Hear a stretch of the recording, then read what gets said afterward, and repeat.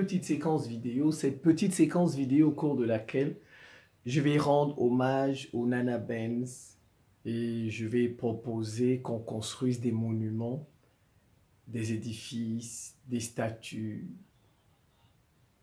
Je ne veux pas des noms de rues, non. Les noms de rues, non. Je ne veux pas les noms des avenues, mais je veux des statues, des monuments. Les monuments doivent porter leur nom, les Nana Benz. On doit construire un monument, des statues pour elles. Comme vous voyez les Amazones au Bénin, Patrice Talon a construit un bâtiment des Amazones au Bénin.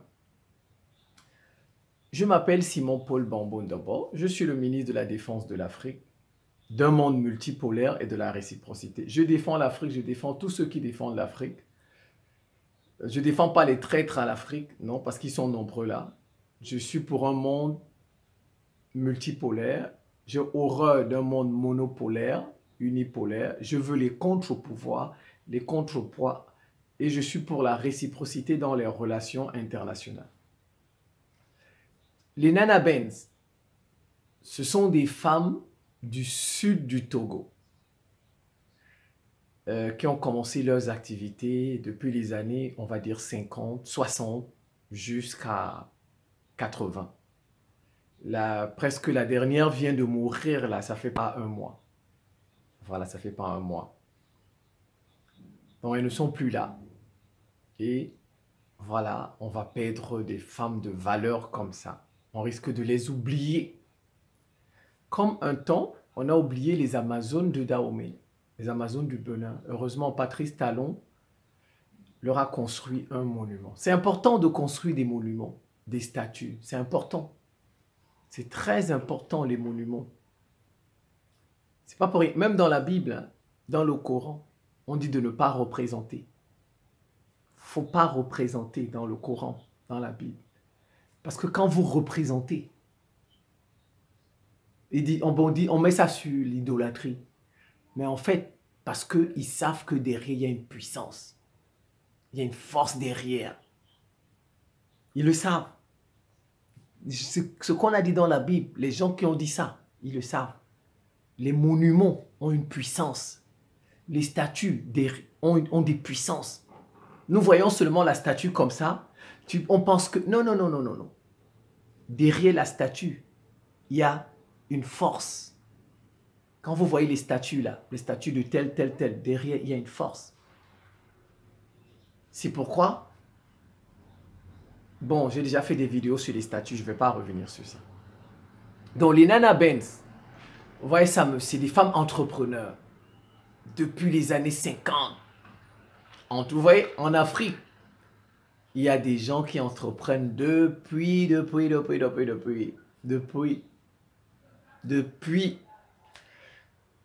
Bon, je n'ai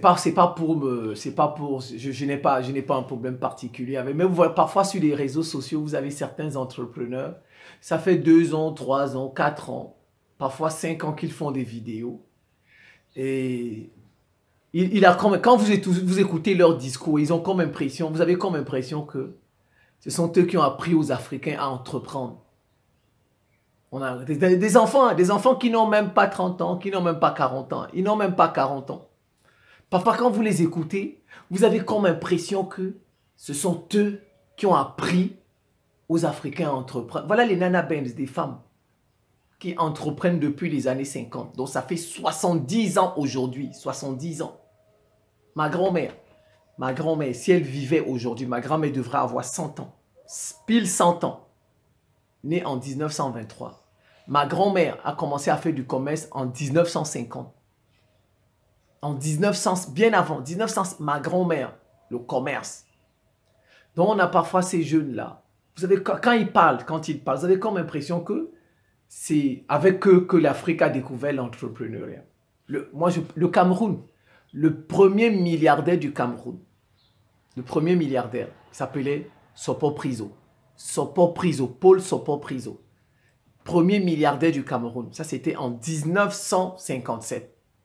1957, le premier milliardaire camerounais. Il est comme ça. Il est devenu milliardaire en 1957. Je pensais aussi, je ne me trompe pas, au plus tard, en 1960. Paul Sopo Priso. le premier milliardaire du Cameroun. Donc, c'était un entrepreneur. Vous voyez, les Nana Ben, elles ont fait beaucoup de choses. Elles ont investi, même dans les bourses, alors que la plupart de ces femmes étaient illettrées. Elles n'ont pas fait d'études. La plupart de ces femmes n'ont pas fait d'études, illettrées. Elles ont investi dans les bourses. Elles ont envoyé leurs enfants faire des études. Elles ont investi en Europe, en Amérique, en Afrique, dans presque tous les secteurs. Elles ont financé des partis politiques. Comme vous voyez, vous entendez, il y a élection aux États-Unis, là, on filait. Oui, elles ont financé des partis politiques. Le parti de Sylvanus Olympio, elles ont financé Sylvanus Olympio. Sylvanus Olympio, le père du Togo. Imaginez un peu le premier président du Togo qui a été tué en 63, là. Elles ont financé son parti. Elles ont financé des partis indépendantistes, des femmes, des femmes. Vous voyez? En fait, Nana, je pense c'est en Mina. Ça signifie mère ou grand-mère. Donc c'est pourquoi parfois vous voyez, on peut confondre, on dit les mamans Benz. Quand vous voyez quelqu'un, vous dites non, non, on ne les appelle pas les Nana Ben. Parce qu'en fait, quand ils voient Nana, ils pensent, non, Nana c'est du Mina. Ça veut dire maman, maman, grand-mère. Donc c'est comme ça qu'on les appelait. On les appelait au départ les Nana Benz. Bon, mais certains aujourd'hui l'appellent les mamans Benz. Au départ, c'était les Nana Benz. Bon, leur successeur aujourd'hui, ou successeuse, leur fille, leur petite fille, on les appelle les nanettes. Les nanettes. Et ces femmes, elles se sont enrichies dans la vente du pain, le wax. Le wax. Et on vous dit, au départ, elles n'en savaient absolument rien. C'était des commerçantes, des vendeuses. Elles vont, elles achètent chez les grossistes et elles revendent en détail. Finalement, on vous dit qu'elles ont remonté toute la chaîne jusqu'à elles sont parties chez le fabricant. Elles sont parties chez le fabricant, elles sont devenues elles-mêmes fabricantes. Vous voyez, elles étaient à la base. En niveau, elles sont allées au top jusqu'à retrouver les fabricants de ces pains et elles sont devenues elles-mêmes fabricantes, productrices de pain wax. Formidable, je vous dis. Donc, vous savez, en Afrique, nous avons des valeurs, des personnes valeureuses qu'on ne met pas en avant. On attend que l'Occident vienne les mettre en avant.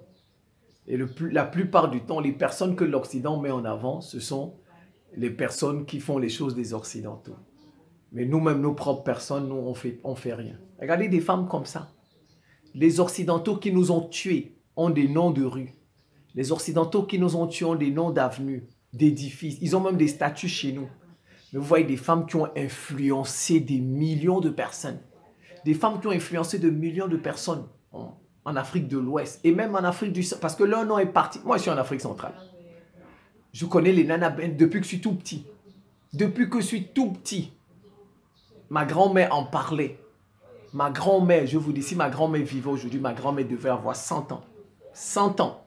Ma grand-mère connaissait les Nana Benz. Alors que nous sommes en Afrique centrale. Donc, imaginez un peu. Vous voyez des femmes comme ça, qui ont influencé. Vous voyez donc, je souhaite qu'on leur construise un monument au Togo. Ou peu importe, dans un pays africain. Une statue. Des bâtiments, des édifices doivent porter leur nom. Elles doivent être des modèles. Ce sont les ancêtres des entrepreneurs femmes africaines. Ce sont nos ancêtres dans le commerce, dans l'entrepreneuriat. Voilà. On doit les invoquer dans nos prières.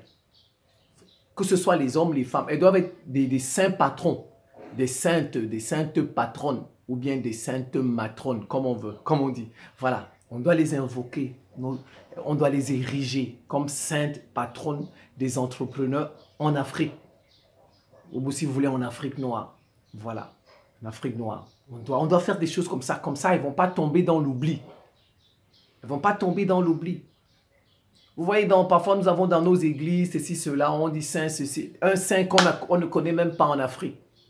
Bon, je n'ai pas un problème avec ça. Il y a des gens qui les invoquent parfois dans leurs prières, ça marche. Moi, je n'ai pas un problème avec les saints. Moi, je n'ai pas de problème avec les religions. Moi, je n'ai pas de problème avec les religions. Moi, j'ai un problème avec les hommes. Ce sont les hommes qui instrumentalisent la religion. Voilà, moi, j'ai un problème avec les hommes. Moi, je n'ai pas un problème avec une quelconque religion. Ce sont les hommes qui font la religion. Ce sont les hommes qui font la religion.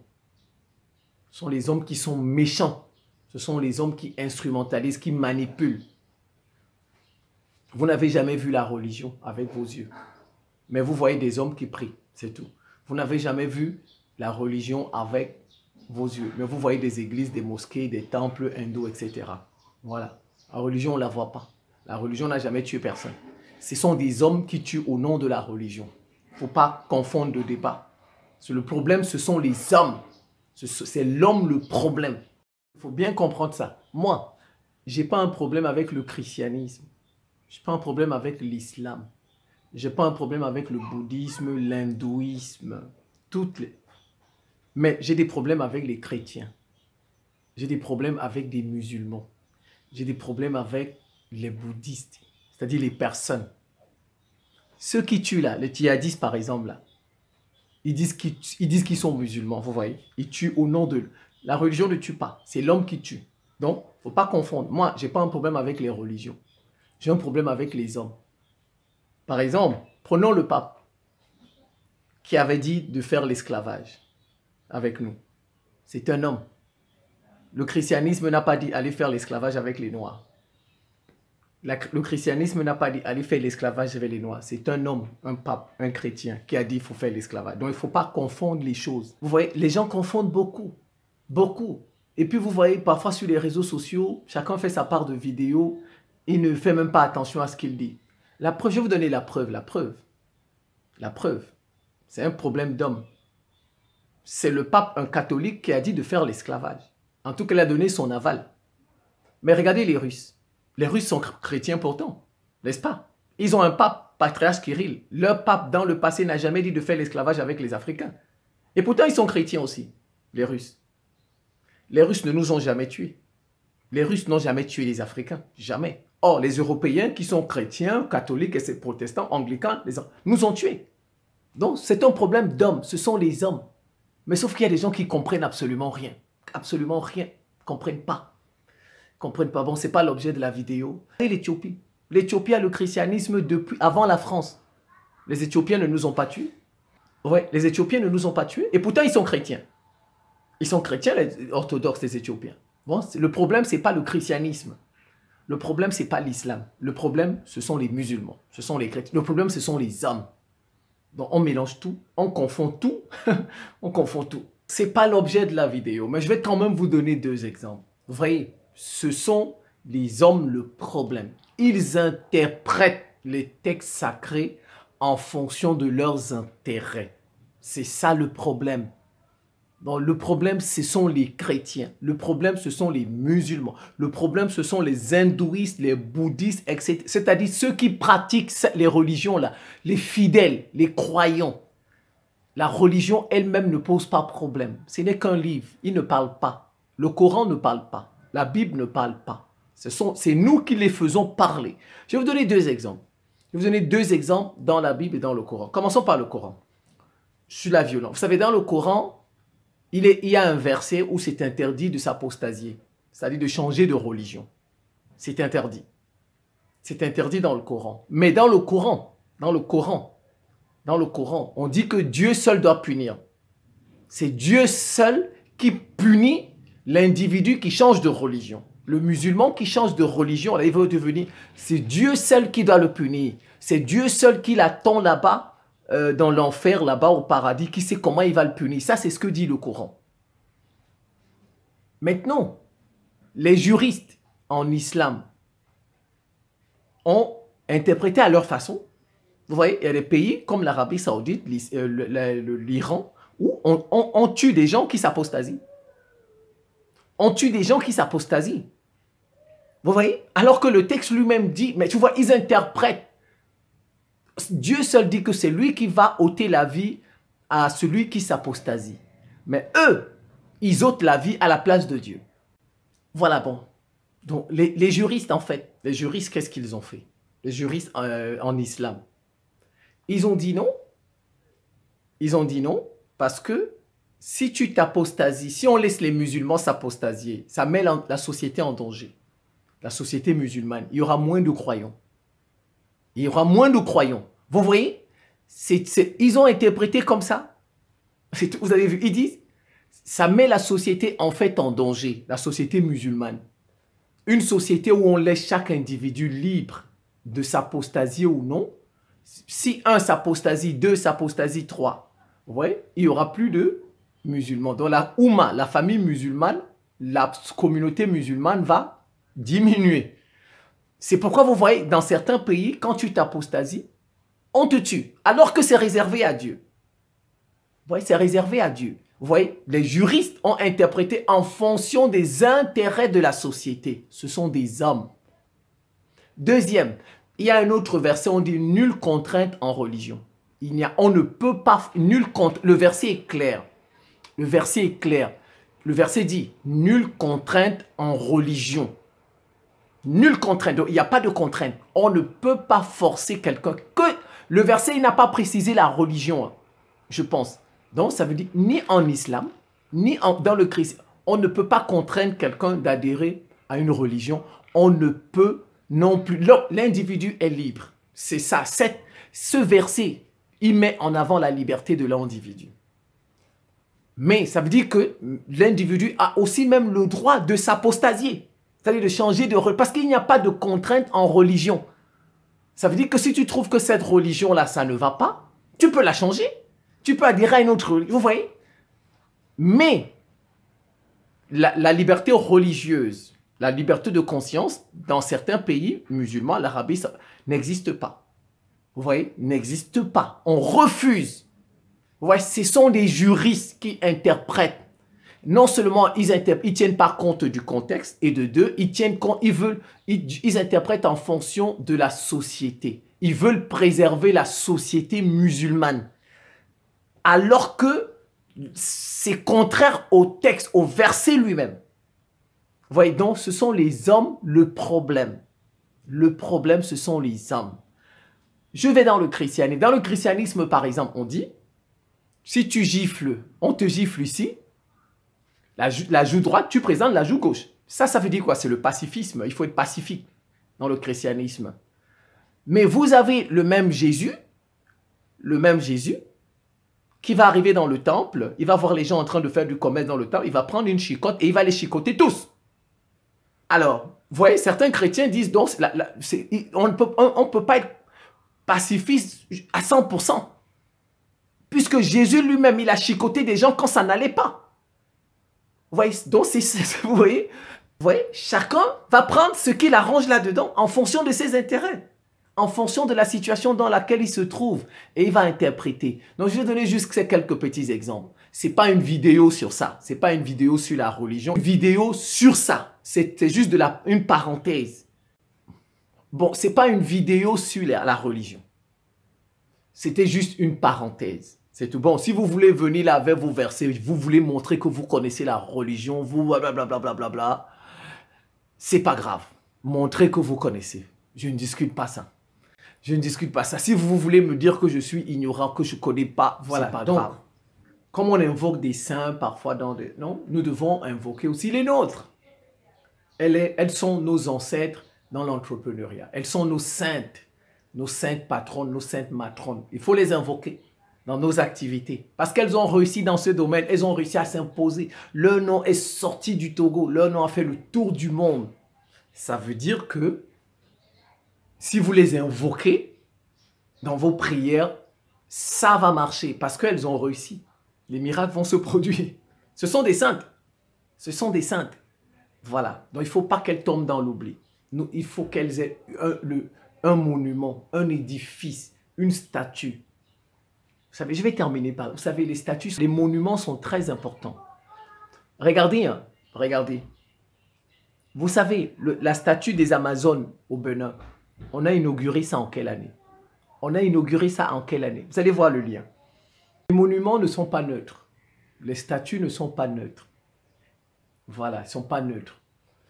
Je vais vous donner 2 exemples. Je peux faire plusieurs exemples. Regardez, au Bénin, on a commencé la construction de la statue des Amazones en 2019. Patrice Talon a inauguré ça en 2022, l'année passée. Je vais vous dire, vous savez, moi, depuis que je suis sur les réseaux sociaux, parfois je me plaignais. Je me plaignais, je disais, mais bon, je voyais beaucoup de femmes africaines. La plupart des femmes parlaient des choses de sexe, de mariage, de make-up. Parfois, moi, je me plaignais dans mon coin là. Je vais vous donner, si vous allez voir, si vous allez regarder les vidéos de 2018, 2019 jusqu'à 2020, vous verrez la plupart des femmes qui étaient dans ces vidéos faisaient d'autres choses. Elles ne défendaient pas l'Afrique. Vous aviez juste les Nathalie Yam, peut-être la Togolaise là aussi, s'appelle, son nom, Bemba, voilà, c'est une Togolaise.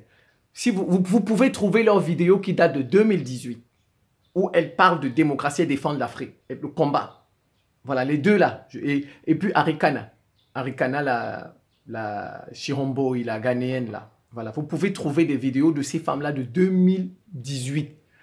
Mais vous ne trouverez pas une vidéo. Et peut-être de la Malienne Amina Traoré là. Il y a une Malienne, la Amina Traoré, la ministre. Et puis les Amina Fofana. Bon, au plus, elles étaient peut-être 5 comme ça. Je dis, peut-être 5.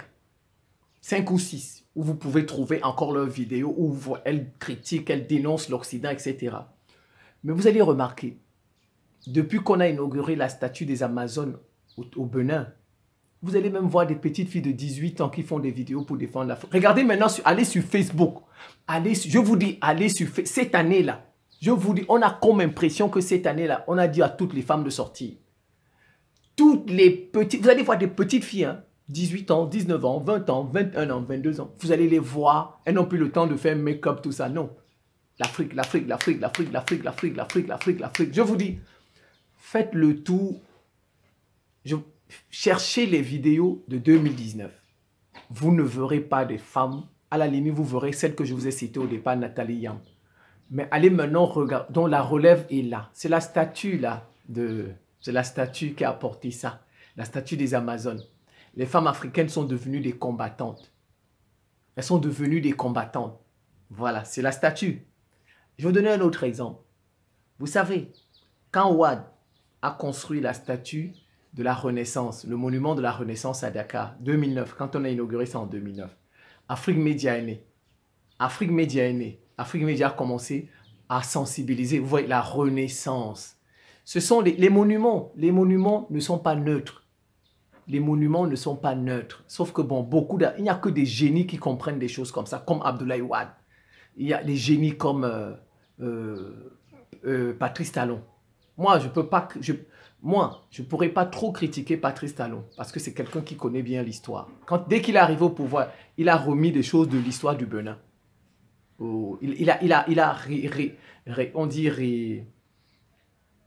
Revisité, on va dire comme ça, revisité. Il a remis ça en avant, l'histoire du Bénin. Et il a construit la statue des Amazones. Et vous voyez, ça porte, toutes les femmes africaines aujourd'hui contestent l'Occident. Regardez les réseaux sociaux. Ce sont des monuments. Ce sont des monuments, voilà. C'est important les monuments. C'est pourquoi il faut construire un monument aux Nana Benz. Et puis Benz là, c'est parce qu'elles roulaient dans les Mercedes-Benz. Si vous voyez leurs photos, elles avaient toujours une Mercedes. Donc Nana, maman Benz, les mamans Benz, parce qu'elles avaient des Mercedes-Benz allemandes. Les anciennes couples là, voilà. C'est ça. Donc, il faut leur construire un monument. Quand on va leur construire un monument, vous allez voir l'Afrique va devenir une puissance économique. Les pays africains, l'Afrique va devenir une puissance parce que on va construire. Les Nana Benz représentent quoi? L'entrepreneuriat. L'entrepreneuriat, c'est quoi? C'est le commerce. Le commerce, c'est quoi? C'est l'économie.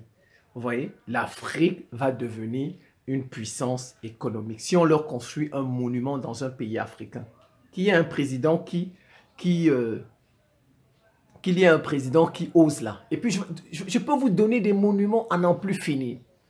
Prenons la basilique de Yamoussoukro. Prenons la basilique de Yamoussoukro. Depuis qu'on a construit la basilique de Yamoussoukro, l'Afrique, vous avez vu, il y a eu beaucoup d'églises. Églises réveillées, églises ceci, cela. Allez, faites le lien, vous allez voir, la basilique de Yamoussoukro. Dès qu'on a inauguré ça, vous allez voir, 2 ans, 3 ans, 4 ans après, il y a toutes sortes, il y a eu un bouillonnement religieux en Afrique.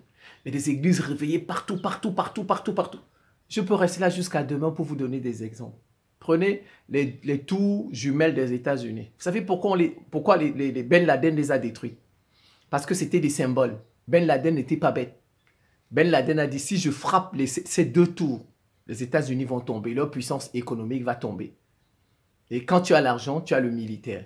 Vous voyez? Si je frappe la poche, ils n'auront plus d'argent pour faire des armes, donc ils ne vont plus dominer le monde. Et c'est pourquoi vous voyez, aussitôt ils ont compris. Vous voyez, il a même envoyé l'avion sur le Pentagone. Les terroristes de Ben Laden, le 11 septembre, ils avaient envoyé l'avion sur le Pentagone. Mais bon, ça n'a pas détruit le Pentagone. Parce que Ben Laden connaissait les symboles. Il connaît la valeur des bâtiments, des monuments. Et vous avez vu, on a détruit les tours jumelles. Les États-Unis les ont reconstruites. Et si vous faites le lien, les tours jumelles, le 11 septembre, la Chine a commencé à monter après la destruction des tours jumelles. Après le 11 septembre, la Chine est montée. Après le 11 septembre, dès qu'on a détruit les deux tours là, la Chine est montée. On ne parlait pas de la Chine en 1999 comme une puissance économique. On ne parlait pas de la Chine en 1995. La Chine n'était rien. C'est après le 11 septembre, là, à partir de 2001, là, que la Chine est montée économiquement. Ça a un lien avec les tours jumelles. Mais les États-Unis ne sont pas bêtes. Les Occidentaux ne sont pas bêtes. Ils ont reconstruit les tours jumelles. Vous avez vu, ça a maintenu la puissance économique des États-Unis. S'ils n'avaient pas reconstruit les tours jumelles, la Chine les aurait damés, battus de loin. Parce qu'ils connaissent les symboles. Ils connaissent la valeur des monuments. Ils connaissent les valeurs des statues. Il faut que nous aussi, qu'on sache cela. Il faut qu'on apprenne cela. Donc, il faut un monument à ces femmes-là, les Nana Benz. Il le faut, un monument, une statue. Des statues, comme on a fait Amazon là. Il faut ça pour elles. Et je pense que l'Afrique va monter économiquement. C'est la fin de cette petite séquence vidéo. Je vous remercie pour votre attention et à très bientôt.